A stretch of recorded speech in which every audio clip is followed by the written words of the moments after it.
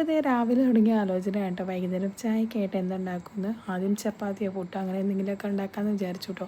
പക്ഷെ കറങ്ങി തിരിഞ്ഞ് നമ്മളെങ്ങനെയാണെങ്കിലും പത്തിരിയിലെത്തും. അതെന്താണെന്നറിയില്ല കേട്ടോ. ഇവിടെ എല്ലാവർക്കും കൂടുതലും പത്തിരിയാണ് ഇഷ്ടം. പിന്നെ എനിക്കും പെട്ടെന്ന് ഇങ്ങോട്ട് ഉണ്ടാക്കിയെടുക്കാൻ എളുപ്പവും അതുപോലെ കഴിക്കാൻ എളുപ്പവും പത്തിരിയാണെന്ന് തോന്നിയിട്ടുണ്ട് കേട്ടോ. ഇനിയും ആലോചിച്ചുകൊണ്ടിരുന്നാൽ സമയം പോകും എന്നുള്ളതുകൊണ്ട് തന്നെ നമ്മൾ തിളച്ച് വരുന്ന വെള്ളത്തിലേക്ക് നമ്മൾ പൊടിയൊക്കെ അങ്ങോട്ട് ഇട്ട് കൊടുത്തിട്ടുണ്ടായിരുന്നു.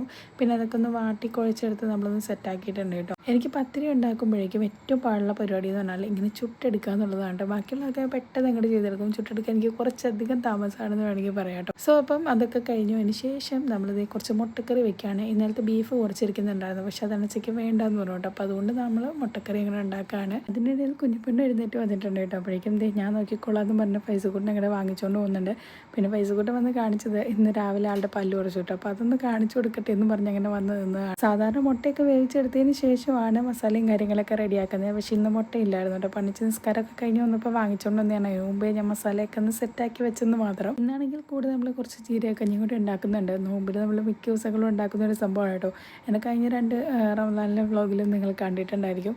അപ്പോൾ അതുണ്ടാക്കുന്ന സമയത്ത് നമ്മുടെ അടുപ്പിൽ ഫുള്ള് അങ്ങോട്ട് തെറിച്ച് നാശമായിട്ട് കിടക്കായിരുന്നു. അപ്പോൾ പിന്നെ അതൊക്കെ ഒന്ന് ക്ലീൻ ചെയ്ത് സെറ്റാക്കി എടുത്തു. പിന്നെ ഇത് നമ്മുടെ മുട്ടയൊക്കെ ഒന്ന് വേവിച്ചെടുത്ത് നമ്മുടെ മസാലയ്ക്കകത്തൊക്കെ ഇട്ട് കൊടുത്ത് നമ്മുടെ മുട്ടക്കറിയൊക്കെ ഒന്ന് സെറ്റാക്കി എടുത്തിട്ടുണ്ട്. പിന്നെ ഒരു 6 മണിയൊക്കെ കഴിഞ്ഞ് കഴിഞ്ഞപ്പോഴേക്കും മഴ അങ്ങോട്ട് തകർത്ത് വീതോണ്ടിരിക്കുകയാണ് കേട്ടോ. ഒട്ടും പ്രതീക്ഷിക്കാത്തൊരു മഴയായിരുന്നു. ഭയങ്കര കാറ്റും മഴയും ഇടിയൊക്കെ ആയിരുന്നു. അതിനിടയിൽ ഇത് കറണ്ടൊക്കെ പോയിട്ടോ. പിന്നെ നമ്മളിത് ഫ്ലാഷ് ലൈറ്റിലാണ് ബാക്കിയുള്ള വീഡിയോസും കാര്യങ്ങളൊക്കെ അങ്ങനെ എടുത്തുകൊണ്ട് എന്നിട്ടുണ്ടായിരുന്നത്. കാറ്റ് കുറച്ച് കൂടുതലായതുകൊണ്ട് തന്നെ നമ്മൾ കത്തിച്ച് വെച്ച മെഴുകുതിരിയുടെ അവസ്ഥയാണ് കേട്ടോ ഈ കണ്ടുകൊണ്ടിരിക്കുന്നത്. ബാങ്കൊക്കെ കൊടുത്ത് പിന്നെ നമ്മൾ ഇരട്ടത്തിരുന്ന് നമ്മുടെ നോമ്പുറയും കാര്യങ്ങളൊക്കെ നടത്തിയിട്ടുണ്ടായിരുന്നു കേട്ടോ. ഞങ്ങൾ നോമ്പ് തുറക്കാനെത്തിയാൽ അച്ചൂസ് വേഗം വന്നിരുന്നിട്ട് ഈ ഒരു കഞ്ഞി അങ്ങോട്ട് കുടിക്കാനായിട്ട് തുടങ്ങും. ആൾക്ക് ഭയങ്കര ഇഷ്ടമാണ് ജീരകക്കഞ്ഞി എന്ന് പറഞ്ഞ സമയം. പിന്നെ നമ്മുടെ നിസ്കാരവും മുതലൊക്കെ കഴിഞ്ഞ് വന്നിട്ട് എന്താണെന്നറിയില്ല കേട്ടോ, പത്തിരി കഴിക്കാനായിട്ട് അങ്ങനെ തോന്നിയില്ല. അപ്പോൾ നമ്മൾ കുറച്ച് ജീരകക്കഞ്ഞിയായിരുന്നു കുടിച്ചിട്ടുണ്ടായിരുന്നത്.